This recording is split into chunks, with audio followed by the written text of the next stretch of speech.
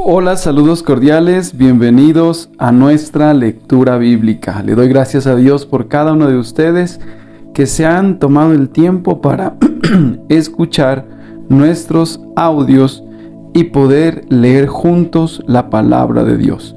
Hoy, el día número 13, leeremos el Salmo capítulo 9 del 1 al 6, Génesis 25-26 y Mateo capítulo 13 del versículo 24 al 58. Recuerda que estamos leyendo la versión Nueva Traducción Viviente, esperando que sea Dios hablando a través de la Escritura. Vamos a empezar entonces el día de hoy, Salmos capítulo 9. Te alabaré, Señor, con todo mi corazón. Cantaré de las cosas maravillosas que has hecho. Gracias a ti estaré lleno de alegría. Cantaré alabanzas a tu nombre, oh Altísimo. Mis enemigos retrocedieron, tambalearon y murieron cuando apareciste. Pues has juzgado a mi favor. Desde tu trono juzgaste con imparcialidad. Reprendiste a las naciones y destruiste a los malvados. Borraste sus nombres para siempre. El enemigo está acabado, quedó en ruinas eternas. Las ciudades que arrancaste de raíz ya pasaron al olvido. Génesis capítulo 25. Abraham volvió a casarse con una mujer llamada Cetura. Ella dio a luz a Simram, Joksán, Medán, Madián, Isbac y Súa. Joksán fue el padre de Seba y Dedán. Los descendientes de Dedán fueron asueros, los letuseos y los leumeos. Los hijos de Madián fueron Efa, Efer, Anoc, Abida y Elda. Todos ellos fueron descendientes de Abraham por medio de Cetura. Abraham le dio todo lo que poseía a su hijo Isaac, pero antes de morir, les dio regalo a los hijos de sus concubinas y los separó de su hijo Isaac, enviándolos a una tierra en el oriente. Abraham vivió 175 años y murió en buena vejez. Luego de una vida larga y satisfactoria, dio su último suspiro y se reunió con sus antepasados al morir. Sus hijos Isaac e Ismael lo enterraron en la cueva de Macpela, cerca de Mamre, en el campo de Efrón, hijo de Zohar el hitita. Ese era el campo que Abraham había comprado a los hititas y donde había enterrado a su esposa Sara. Después de la muerte de Abraham, Dios bendijo a su hijo Isaac, quien se estableció cerca de Ber-Lahai Roi, en el Negev. Este es el relato de la familia de Ismael, el hijo de Abraham por medio de Agar, la sierva egipcia de Sara. La siguiente lista corresponde a los descendientes de Ismael por nombres y clanes. El hijo mayor fue Nebaiot, seguido por Cedar, Adbeel, Mibsam, Misma, Duma, Masa, Adad, Tema, Getur, Nafis y Sedema. Estos 12 hijos de Ismael fueron los fundadores de 12 tribus. Cada una llevaba el nombre de su fundador, registradas según los lugares donde se establecieron y acamparon. Ismael vivió 137 años. Después dio su último suspiro y se reunió con sus antepasados al morir. Los descendientes de Ismael ocuparon la región que va desde Ávila hasta Shur, que está al oriente de Egipto, en dirección a Siria. Allí vivieron en franca oposición con todos sus parientes. Este es el relato de la familia de Isaac, hijo de Abraham. Cuando Isaac tenía 40 años, se casó con Rebeca, hija de Betuel el arameo, de Padán Aram, y hermana de Labán el arameo. Isaac rogó al Señor a favor de su esposa, porque ella no podía tener hijos. El Señor contestó la oración de Isaac, y Rebeca quedó embarazada de mellizos. Pero los dos niños luchaban entre sí dentro de su vientre. Así que ella consultó al Señor. ¿Por qué me pasa esto?, preguntó. Y el Señor le dijo: los hijos que llevas en tu vientre llegarán a ser 2 naciones, y desde el principio las 2 naciones serán rivales. Una nación será más fuerte que la otra, y tu hijo mayor servirá a tu hijo menor. Cuando le llegó el momento de dar a luz, Rebeca comprobó que de verdad tenía mellizos. El primero en nacer era muy rojizo y estaba cubierto de mucho vello, como con un abrigo de piel. Por eso lo llamaron Esaú. Después nació el otro mellizo, agarrado con la mano el talón de Esaú. Por eso lo llamaron Jacob. Isaac tenía 60 años cuando nacieron los mellizos. Los muchachos fueron creciendo y Esaú se convirtió en un hábil cazador. Él era un hombre de campo, pero Jacob tenía un temperamento tranquilo y prefería quedarse en casa. Isaac amaba a Esaú porque le gustaba comer los animales que cazaba, pero Rebeca amaba a Jacob. Cierto día, mientras Jacob preparaba un guiso, Esaú regresó del desierto, agotado y hambriento. Esaú le dijo a Jacob: me muero de hambre, dame un poco de ese guiso rojo. Así es como Esaú obtuvo su otro nombre, Edom, que significa rojo. Muy bien, respondió Jacob, pero dame a cambio tus derechos de hijo mayor. Mira, me estoy muriendo de hambre, dijo Esaú. ¿De qué me sirve ahora los derechos de hijo mayor? Pero Jacob dijo: primero tienes que jurar que los derechos de hijo mayor me pertenecen a mí. Así que Esaú hizo un juramento mediante el cual vendía todos sus derechos de hijo mayor a su hermano Jacob. Entonces Jacob le dio a Esaú guiso de lentejas y algo de pan. Esaú comió y luego se levantó y se fue. Así mostró desprecio por sus derechos de hijo mayor. Génesis capítulo 26. Un hambre terrible azotó la tierra, como había ocurrido antes en tiempo de Abraham. Así que Isaac se trasladó a Gerar, donde vivía Abimelec, rey de los filisteos. El Señor se le apareció a Isaac y le dijo: no desciendas a Egipto, sino haz lo que yo te digo. Vive aquí como extranjero en esta tierra, y yo estaré contigo y te bendeciré. Yo, con estas palabras, confirmo que te daré todas estas tierras a ti y a tu descendencia, tal como le prometí solemnemente a Abraham tu padre. Haré que tus descendientes sean tan numerosos como las estrellas de los cielos, y les daré todas estas tierras. Y mediante tu descendencia, todas las naciones de la tierra serán bendecidas. Yo haré esto porque Abraham me escuchó y obedeció todos mis requisitos, mandatos, decretos e instrucciones. Entonces Isaac se quedó en Gerar. Cuando los hombres que vivían allí le preguntaron a Isaac acerca de Rebeca, su esposa, él dijo: es mi hermana. Tenía temor de decir: ella es mi esposa, porque pensó: me matarán para conseguirla, pues es muy hermosa. Pero tiempo después, Abimelec, rey de los filisteos, miró por la ventana y vio a Isaac acariciando a Rebeca. Al instante, Abimelec mandó a llamar a Isaac y exclamó: es evidente que ella es tu esposa. ¿Por qué dijiste: es mi hermana?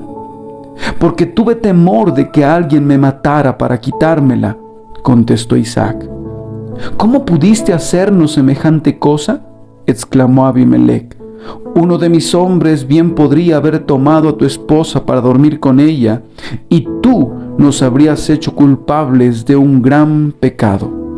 Entonces Abimelec dio esta orden a todo el pueblo: Cualquiera que toque a este hombre o a su esposa será ejecutado. Cuando Isaac sembró sus cultivos ese año, cosechó 100 veces más grano del que había plantado, porque el Señor lo bendijo. Se hizo muy rico y su riqueza siguió aumentando. Adquirió tantos rebaños de ovejas y de cabras, manadas de ganado y siervos, que los filisteos comenzaron a tenerle envidia. Así que los filisteos taparon con tierra todos los pozos de Isaac. Eran los pozos que habían cavado los siervos de su padre Abraham. Por último, Abimelec ordenó a Isaac que se fuera de la región. «Vete a algún otro lugar», le dijo, «porque te has hecho demasiado poderoso para nosotros». Así que Isaac se mudó al valle de Gerar y allí armó sus carpas y se estableció. También reabrió los pozos que su padre Abraham había cavado, porque los filisteos los habían tapado después de su muerte, y les puso nuevamente los nombres que Abraham les había dado. Los siervos de Isaac también cavaron en el valle de Gerar y descubrieron un pozo de agua fresca. Pero después los pastores de Gerar llegaron y reclamaron el manantial. «Esta agua es nuestra», dijeron ellos, y discutieron sobre el pozo con los pastores de Isaac. Por eso Isaac llamó a aquel pozo Esek, que significa disputa. Luego los hombres de Isaac cavaron otro pozo, pero de nuevo hubo conflicto. Por eso Isaac lo llamó Sitna, que significa hostilidad. Isaac abandonó ese pozo, siguió adelante y cavó otro. Esta vez no hubo ningún conflicto. Entonces Isaac llamó a aquel lugar Rehobot, que significa espacio abierto, porque dijo: «Al fin el Señor ha creado espacio suficiente para que prosperemos en esta tierra». De allí Isaac se mudó a Berseba, donde el Señor se le apareció la noche de su llegada. «Yo soy el Dios de tu padre Abraham», dijo. «No tengas miedo, porque yo estoy contigo y te bendeciré. Multiplicaré a tus descendientes y se convertirán en una gran nación. Lo haré a causa de la promesa que hice a Abraham, mi siervo». Luego Isaac construyó allí un altar y adoró al Señor. Estableció su campamento en ese lugar y sus siervos cavaron otro pozo. Cierto día, el rey Abimelec llegó desde Gerar con sus consejos a Usat y también con Ficol, el comandante de su ejército. «¿Por qué han venido aquí?», preguntó Isaac. «Es evidente que ustedes me odian, ya que me echaron de su tierra». «Podemos ver claramente que el Señor está contigo», respondieron ellos. «Por eso queremos hacer un tratado contigo bajo juramento. Jura que no nos harás daño, ya que nosotros nunca te hemos causado problemas a ti. Siempre te hemos tratado bien y te despedimos en paz. Y mira ahora cómo el Señor te ha bendecido». Entonces Isaac preparó un banquete para celebrar el tratado y comieron y bebieron juntos. Temprano a la mañana, cada uno hizo el solemne juramento de no interferir con el otro. Luego Isaac los envió de regreso a su tierra y ellos se fueron en paz. Ese mismo día, los siervos de Isaac llegaron y le contaron acerca de un nuevo pozo que habían cavado. «¡Hemos encontrado agua!», exclamaron ellos. Por eso Isaac llamó al pozo Seba, que significa juramento. Hasta el día de hoy, la ciudad que surgió allí se llama Berseba, que significa pozo del juramento. Cuando Esaú tenía 40 años, se casó con 2 mujeres hititas, Judit, hija de Beri, y Basemat, hija de Elón.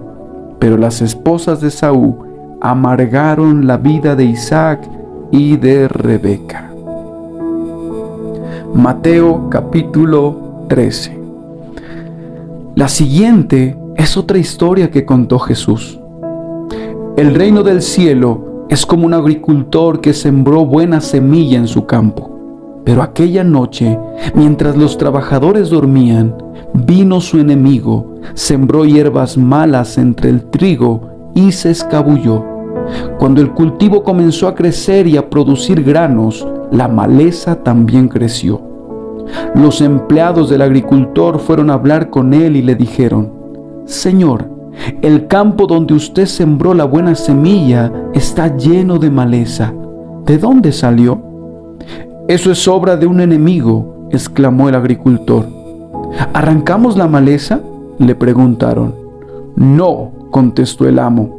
«Si lo hacen, también arrancarán el trigo. Dejen que ambas crezcan juntas hasta la cosecha. Entonces les diré a los cosechadores que separen la maleza, la aten en manojos y la quemen, y que pongan el trigo en el granero». La siguiente es otra ilustración que usó Jesús. El reino del cielo es como una semilla de mostaza sembrada en un campo. Es la más pequeña de todas las semillas, pero se convierte en la planta más grande del huerto. Crece hasta llegar a ser un árbol y vienen los pájaros y hacen nidos en las ramas. Jesús también usó la siguiente ilustración. El reino del cielo es como la levadura que utilizó una mujer para hacer su pan. Aunque puso solo una pequeña porción de levadura en 3 medidas de harina, la levadura impregnó toda la masa. Jesús siempre usaba historias e ilustraciones como esas cuando hablaba con las multitudes. De hecho, nunca les habló sin usar parábolas. Así se cumplió lo que había dicho Dios por medio del profeta: «Les hablaré en parábolas, les explicaré cosas escondidas desde la creación del mundo». Luego Jesús dejó a las multitudes afuera y entró en la casa. Sus discípulos le dijeron: «Por favor, explícanos la historia de la maleza en el campo». Jesús respondió: «El Hijo del Hombre es el agricultor que siembra la buena semilla. El campo es el mundo y la buena semilla representa a la gente del reino. La maleza representa a las personas que pertenecen al maligno. El enemigo que sembró la maleza entre el trigo es el diablo. La cosecha es el fin del mundo y los cosechadores son los ángeles. Tal como se separa la maleza y se quema en el fuego, así será en el fin del mundo. El Hijo del Hombre enviará sus ángeles y ellos quitarán del reino todo lo que produzca pecado y a todas aquellas que hagan lo malo. Y los ángeles los arrojarán al horno ardiente, donde habrá llanto y rechinar de dientes. Entonces los justos brillarán como el sol en el reino de su Padre. El que tenga oídos para oír, que escuche y entienda. El reino del cielo es como un tesoro escondido que un hombre descubrió en un campo. En medio de su entusiasmo, lo escondió nuevamente y vendió todas sus posesiones a fin de juntar el dinero suficiente para comprar el campo. Además, el reino del cielo es como un comerciante en busca de perlas de primera calidad. Cuando descubrió una perla de gran valor, vendió todas sus posesiones y la compró.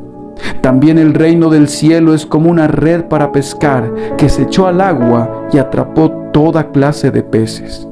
Cuando la red se llenó, los pescadores la arrastraron a la orilla, se sentaron y agruparon los peces buenos en cajas, pero desecharon los que no servían. Así será en el fin del mundo. Los ángeles vendrán y separarán a los perversos de los justos y arrojarán a los malos en el horno ardiente, donde habrá llanto y rechinar de dientes. ¿Entienden todas estas cosas? Sí, le dijeron, las entendemos. Entonces Jesús añadió: todo maestro de la ley religiosa que se convierte en un discípulo del reino del cielo es como el propietario de una casa que trae de su depósito joyas de la verdad, tanto nuevas como viejas. Cuando Jesús terminó de contar esas historias e ilustraciones, salió de esa región, regresó a Nazaret, su pueblo. Cuando enseñó allí en la sinagoga, todos quedaron asombrados y decían: ¿de dónde saca esa sabiduría y el poder para hacer milagros? Y se burlaban: no es más que el hijo del carpintero. Y conocemos a María, su madre, y a sus hermanos Santiago, José, Simón y Judas. Todas sus hermanas viven aquí mismo entre nosotros. ¿Dónde aprendió todas esas cosas? Se sentían profundamente ofendidos y se negaron a creer en él.